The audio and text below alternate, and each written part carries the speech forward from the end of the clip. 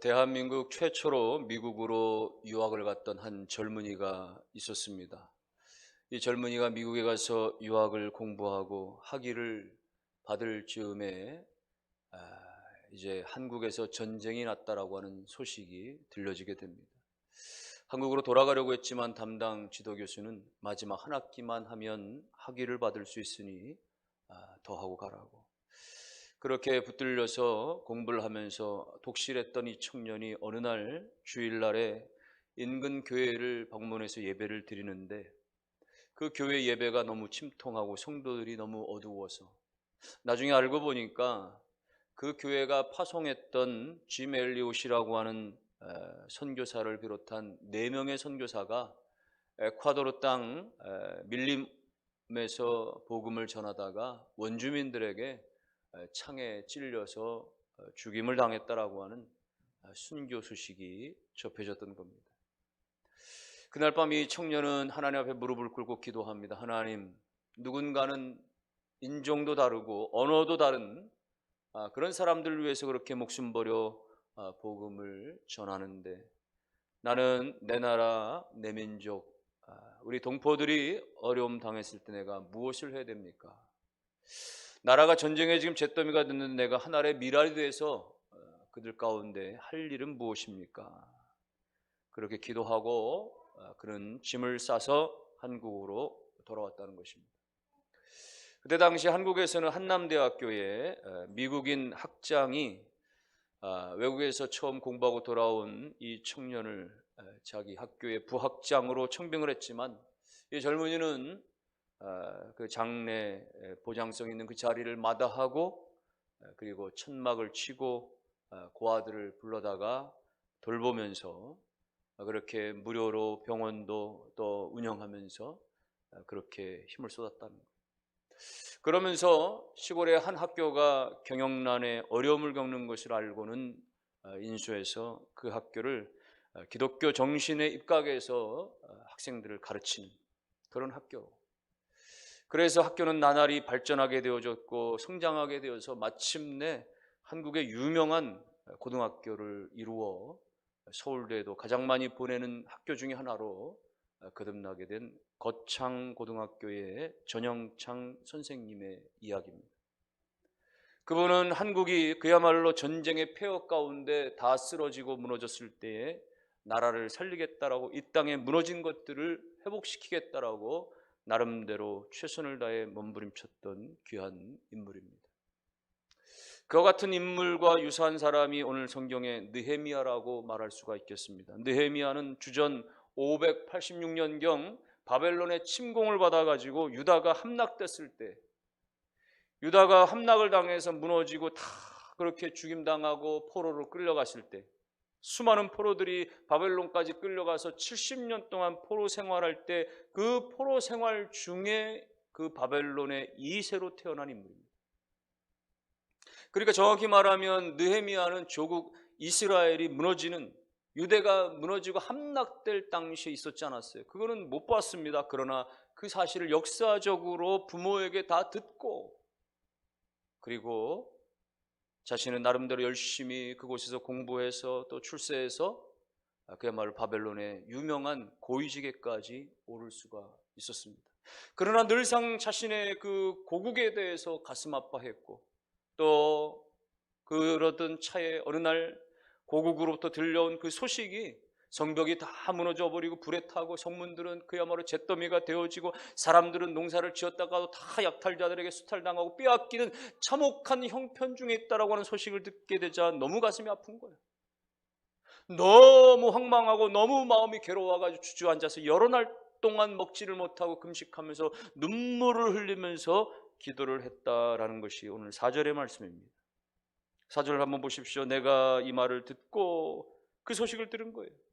그리고서는 앉아서 울고 수일 동안 슬퍼하며 하늘의 하나님 앞에 금식하며 기도했다. 주저앉아서 눈물을 흘릴 수밖에 없는, 주저앉아서 땅을 치면서 울 수밖에 없었다라고 하는 그런 얘기입니다. 작년 말 중국 우한에서 시작된 코로나19 이 바이러스가 우리나라에도 2월 중순부터 급격히 확산되기 시작하면서 그로부터 3개월 동안은 심각한 단계에 접어들어서 온 나라가 힘겨웠습니다. 정부에서 나름대로 재난지원금을 풀고 또 여러 가지 어떤 그 긴급 자금들을 풀고 하지만은 여전히 턱 부족에 여전히 어려움에 전 국민적인 그야말로 전 직종에서 일어나는 그런 어려움들을 모두가 다 겪고 있는 시간들을 지금도 가지고 있습니다. 거기다가 또 바이러스는 점차적으로 수그러들지 아니하고 지금도 여전히 확산세 또 소규모 집단 감염들이 일어나는 것을 보면서 우리는 여전히 불안과 두려움 가운데 있는 겁니다. 세계적인 상황은 더 심각합니다. 우리가 잘 아는 미국은요, 발생한 지 사망자가 나온 지 불과 3개월 만에 10만 명이 죽었습니다. 미국 사람 10만 명이 바이러스로 3개월 만에 죽었다라고 하는 것은 지난 우리 한국 전쟁 때 미군들이 와서 싸워주고 또 베트남 전쟁에 파병했던 그 미군들 다 합해서 죽은 숫자보다도 훨씬 더 많은 숫자인 거예요. 유럽도 마찬가지.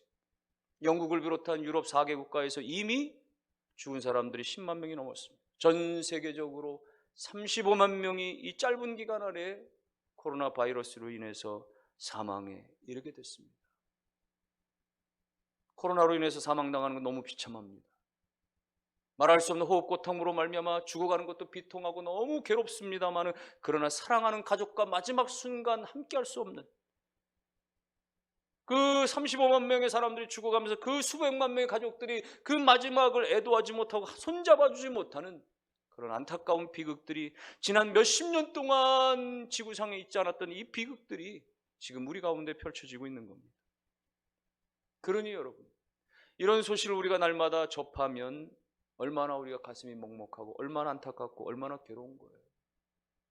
오늘 우리가 그것을 하나의 뉴스로만 접할 것에 불과한 것입니까? 그렇지 않은 것이죠.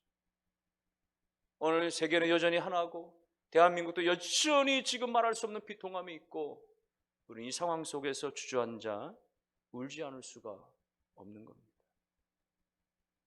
사랑하는 성도 여러분, 어디 그뿐이겠습니까? 이미 우리나라는 사회 도덕적으로 붕괴가 심각한 단계에 이른 것은 아닙니까?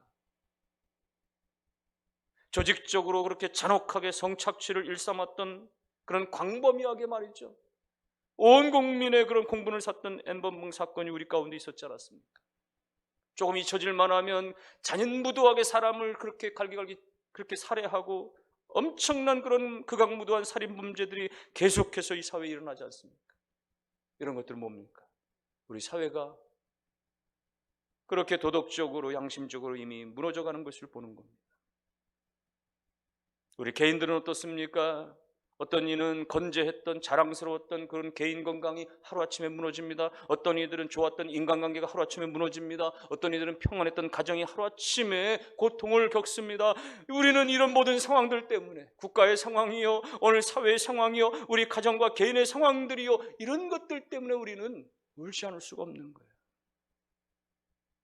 우리가 이런 것들 앞에서 안타까워 통곡하며 눈물을 흘릴 때 하나님은 그 눈물을 소중히 받으십니다. 하나님 말씀하시기를 애통하는 자는 복이 있나니 위로를 받을 것임이라 마태복음 5장 4절에서 말씀했습니다. 하나님은 애통하는 사람, 뭔가의 그 상황 때문에 애통하며 통곡하며 안타까워하는 그 사람을 하나님 불쌍히 여기시고 그 눈물을 보시고 마침내 그 기도를 응답하신다 말씀하신 것입니다. 베드로가 그랬습니다.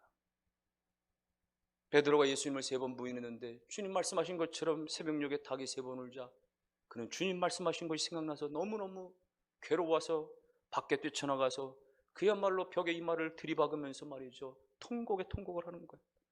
내가 이 꼴밖에 안 되는 건, 내가 이 정도밖에 안 되는 건, 내가 그렇게 수제자랍시고 내가 그렇게 주님과 함께 죽음의 자리에까지 가겠다라고 혼장담했었는데 마지막 주님께서 붙잡히고 체포당하시고 그렇게 고난당하실 때 내가 주님 면전에서 주님 목전에서 이렇게나 철저하게 나 예수 모른다라고 부인하는 내 꼬락서니를 보니까 너무 한탄스럽고 너무 자괴감이 물려와서 베드로는 울지 않을 수가 없었던, 그래서 통곡했어요. 어디 베드로의 모습만 그렇겠어요? 오늘 우리 자신들은 그렇지 않겠습니까? 우리가 당당히 세상에서 예수 제자라고 나는 그리스도인이라고 말하고 있습니까? 나는 예수 믿는 하나님의 자녀라고 당당하게 말하고 있습니까? 혹 누군가가 하나님에 대해서 오늘 혹 교회에 대해서 물을 때 우리는 주저주저 하면서 제대로 말하지 못하고 얼버무리는 경우는 없습니까? 굳이 우리가 입술로 나 예수 모른다라고 말은 하지 않더라도 우리의 행동이, 오늘 우리의 삶이 나는 주님과 상관없는 것처럼, 나는 주님 말씀 따르지 않는 것처럼 그렇게 부인하며 살아가는 것 아닙니까? 여러분, 그런 자신을 바라본다면 어떻게 우리가 하나님 앞에서 울지 않을 수 없겠어요? 오늘 우리가 하나님을 어떻게 통곡하지 않을 수가 있겠습니까? 나의 연약한 하나님 앞에서의 그야말로 불충하고 그야말로 하나님 앞에 부인스러운 이 모습들 바라본다면 오늘 우리는 울어야 하지 않겠어요? 울어야 할 때 우는 것이 은혜입니다. 슬퍼해야 할 때 슬퍼해야 하는 것입니다. 세상 부귀 영화 물질만 쫓아가다가 하늘나라의 상급은 다 잃어버리고, 그런데도 불구하고 자기 삶이 지금 어디로 향해 가는지를 깨닫지도 못한 채 그래 감각 없는 삶을 살아가는 자기 자신을 발견한다면 하나님 앞에 가지고 나아가서 하나님, 제 모양이 이렇습니다, 예수 믿는 내가 이렇습니다, 하나님의 자녀라고 하는 내가 이렇습니다 라고 하면서 주님 앞에 울어야, 그래야 우리 가운데 변화도 일어나고 치유도 일어나고 회복도 일어나게 되어지는 겁니다. 울어야, 눈물이 나야 여러분 진정한 그리스도인으로 사명자로 새롭게 세워질 수가 있습니다. 내가 내 모습 때문에 울면 하나님이 내 영혼을 치료해 주십니다. 내가 우리 가정의 연약한 모습을 위하여 눈물을 흘리면 하나님이 우리의 가정을 다시 치유시켜 주십니다. 하나님이 흔들리는 우리 교회를 위하여 눈물을 우리가 흘리면 하나님이 우리 교회를 치유하십니다. 이 사회의 아픔들, 이 국가의 어려움을 놓고 우리가 눈물로 나아가면 하나님이 치유해 주실 줄로 믿습니다. 베드로는요, 통곡의 눈물 이후에 달라지기 시작했어요.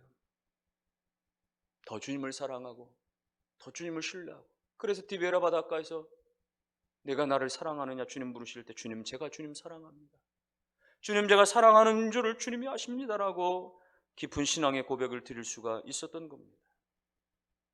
오늘 민족의 아픔을 위해서 눈물을 흘렸던 느헤미야처럼, 예수 부인했던 자기 자신 때문에 한없이 울었던 베드로처럼, 오늘 저와 여러분 모두가 다 오늘 우리 자신 때문에, 오늘 우리 공동체 때문에, 이 나라 민족 때문에 우리가 안타까운 마음으로 눈물을 흘림으로 말미암아 하나님께서 우리 눈물로부터 다시 살아나는 기적의 역사가, 우리로부터 흘러가는 역사가 일어나기를 주님의 이름으로 축원합니다.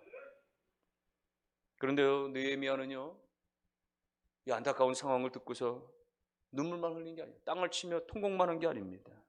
그는 4절에 보니까 금식하며 기도했다 이렇게 말해요. 금식하며 기도한 거예요.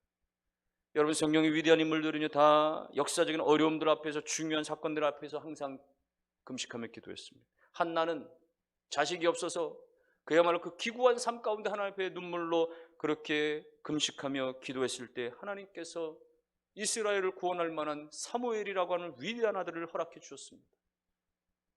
하나님께서 에스더는 말이죠, 나라가 멸망할 그 위기 가운데 있을 때 3일 동안 금식하고 기도했더니 하나님께서 에스더를 통해서 민족을 구원하는 역사를 허락해 주셨던 거예요. 신약의 안디옥 교회가 가장 중요한 그런 교회 지도자 바울과 바나바를 선교사로 이렇게 파송하는데 말이죠, 그 파송하는 일에 있어서 말이죠, 금식하고 기도했다 이렇게 말합니다. 우리 나라의 문제든 교회의 문제든 개인의 문제든 금식하며 기도함이 필요합니다. 여러분, 금식은 직접적으로 해보셨든 간접적으로 해보셨든, 질병 때문에, 검사 때문에 어쩔 수 없이 해보셨든, 아니면 다이어트 때문에 해보셨든 말이야, 금식이라는 건 얼마나 어렵습니까? 음식을 안 먹는다는 것은 얼마나 어렵습니까? 너무 고통스러운 거잖아요. 나이가 들면 말이야, 금식하는데 한 끼 금식해도 다리가 후들리잖아요. 여러분, 뭐 밥심으로 산다고 말이야, 밥 한 끼 우리가 잃어버리면 얼마나 고통스럽습니까? 그런데 우리가 한 끼를 금식하고 때로는 하루를, 이틀을, 사흘을 금식하는 건 뭐예요? 그만큼 절체절명의 마음, 그만큼 간절한 마음이 있으니 말이죠, 금식은 이사야가 그렇게 외쳤던 대로 금식은 흉악한 결박에 끌어지는 거예요.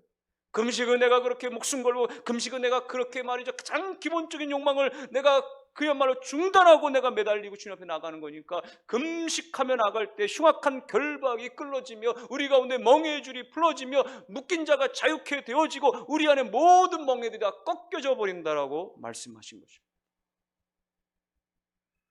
그러나 우리가 다 금식할 수 있는 것은 아니고, 핵심은 뭐예요? 기도입니다. 기도. 오늘 느헤미야가 금식하며 기도했다고 하는데 핵심은 기도입니다. 여러분, 기도만이 우리 가운데 회복의 지름길인 것을 믿으시기를 바랍니다. 기도를 통해서만 살아날 수 있어요. 예수님께서 부활하시고 40일 만에 하늘로 승천하실 때에 많은 사람들이 예수님 승천하신 것을 보았죠. 그때 주님께서는 너희들은 예루살렘 떠나지 말라. 예루살렘 떠나지 말고 내가 보내기까지, 성령이 임하기까지 너희들은 기다리라. 그 말씀 듣고서요, 요한마가 다락방에서 말이죠, 120명가량의 그 열심히 쓰던 사람들이 다 모였습니다. 그리고 그들이 합심해서 기도하는 거예요. 열흘 동안 전심으로 기도하는 거예요. 열흘 동안 기도하자 그때 성령이 임하시는데, 바람처럼 임하고 불처럼 임하는데 말이죠, 각 사람들 가운데 성령이 임하는데 얼마나 뜨겁게 역사가 되어지고 체험이 되어지는지 말이죠. 각기 방언으로 말하기 시작하면서 말이죠, 이 사람들이 밖에 나가서 전도하기 시작하는데 말이죠, 엄청난 변화들이 일어나더라는 거예요. 병자들이 낫고 죽은 자가 살아나고 말이죠, 하루에도 베드로가 설교한 말이죠, 3,000명씩 회개하고 돌아오는 어마어마한 기적이 일어나더라, 그 이야기입니다. 그것이 무엇으로부터 비롯됐습니까? 그들이 기도하면서 일어나게 되어진 거예요. 그런데 여러분, 가만히 생각해 보면 요한마가 다락방에 120명의 사람들이 모였는데 거기는요, 그야말로 여러 계층의 사람들이 모인 거예요. 예수님의 제자들도 12명, 물론 그들 가운데서는 말이죠, 예수를 부인했던, 또 그리고 예수님 체포당할 때 말이죠, 도망을 쳤던 그런 제자들, 그리고 예수의 모친 마리아도 그 자리에 있었을 것이고, 그리고 또 예수를 그렇게 따랐던 말이죠, 예수의 무덤가까지 새벽녘에 달려왔던 그 열심히 쓰던 여인들도 있었을 것이고, 또 거기다가 또 예수의 또 아우들, 친아우들, 예수를 잘 믿지 않았지만, 신앙적으로 믿지 않았지만 예수의 친아우들도 있었고 말이죠. 다양한 사람들이 그 자리에 있었어요. 생각이 다르고 상황이 다르고.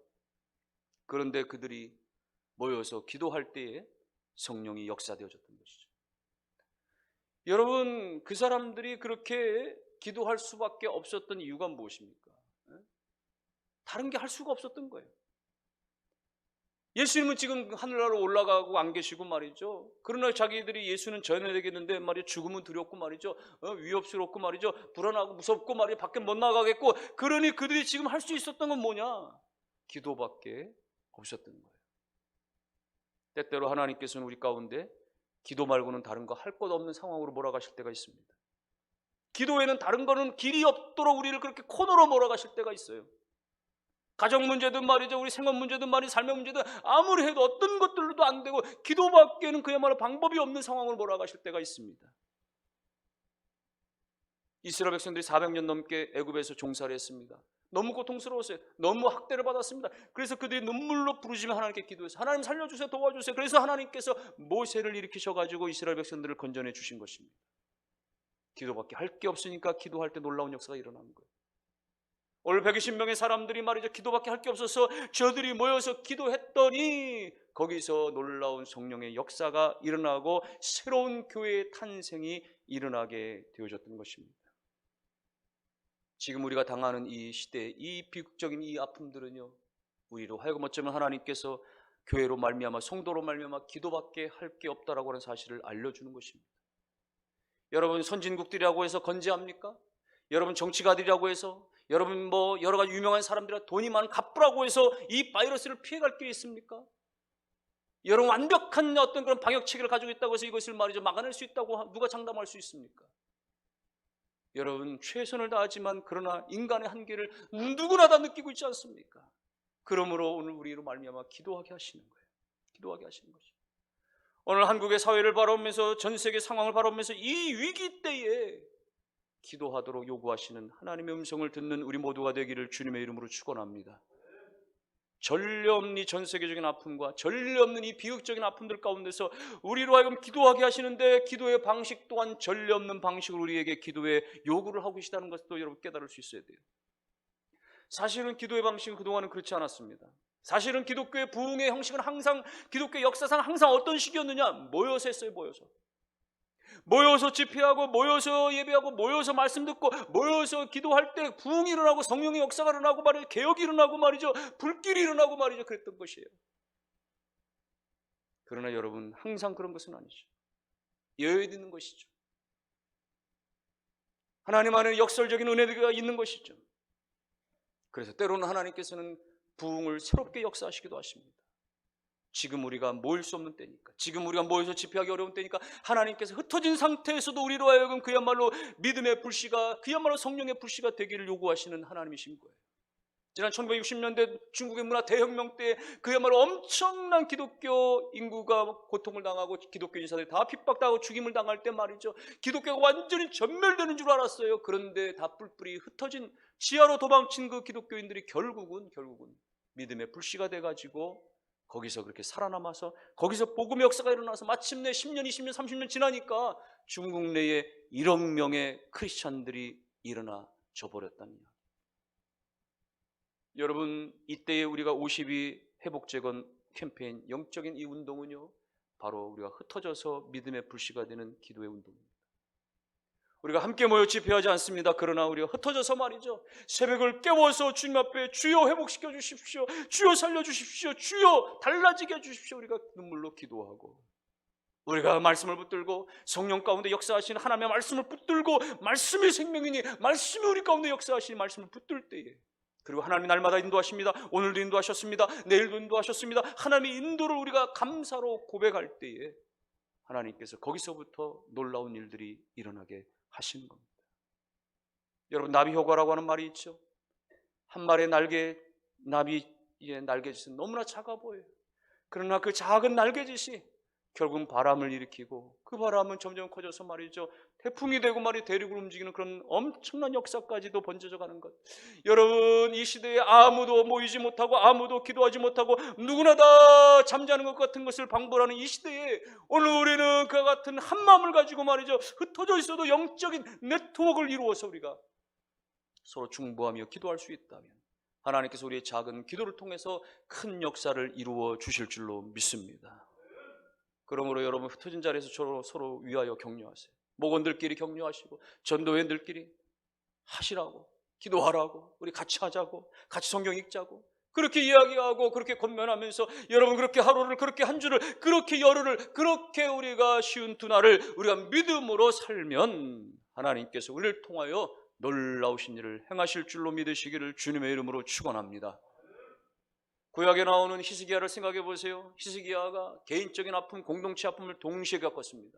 개인적으로는 죽음의 위기가 찾아왔어요. 죽을 병에 걸렸습니다. 그런데 나라가 아수르가 침공해가지고 말이죠, 나라가 멸망할 위기도 처한 거예요. 그때 하나님 앞에 전면적으로 나가서 기도하죠. 하나님 살려주세요, 도와주세요. 간절히 눈물로 기도해요. 그때 하나님께서 히스기야에게 말씀하는 거예요. 내가 네 기도를 들었다.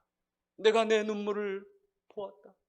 그러면서 하나님 말씀하시기를, 내가 내 생명을 15년이나 더 연장시켜주고, 그리고 내가 너와 네 성을 보호하여 주겠다. 이 나라를 아수르의 손에서 내가 건져주겠다 말씀하시는 겁니다. 사랑하는 성도 여러분, 오늘 우리가 믿음으로 작정하여 기도하면 내 문제뿐만 아니라 우리 사회 문제뿐만 아니라 이 나라도 하나님께서 지키시고 보호하실 줄로 믿고, 이 중보의 아름다운 영적 캠페인 가운데 우리 모두가 함께 동참하는 역사가 일어나기를 주님의 이름으로 축원합니다. 그래서 하나님께서 52일 만에 이 성벽이 재건되었던 것처럼 52일 만에 베드로가 성령 받아서 위대한 사도로 거듭날 수 있었던 것처럼 하나님께서 이 52일이 지난 뒤에 우리로 말미암아 개인도 영성적으로 회복이 되어지고 우리 공동체도 굳건하게 세워질 뿐만 아니라 하나님께서 우리의 중보기도를 통하여서 이 사회와 이 나라 가운데 온 인류 가운데 하나님께서 그야말로 소망의 서광이 비치게 하시는 놀라운 역사가 오늘 우리로부터 시작되어진 일들 가운데 여러분 모두가 동참하시고 모두가 다 쓰임받기를 주님의 이름으로 축원합니다.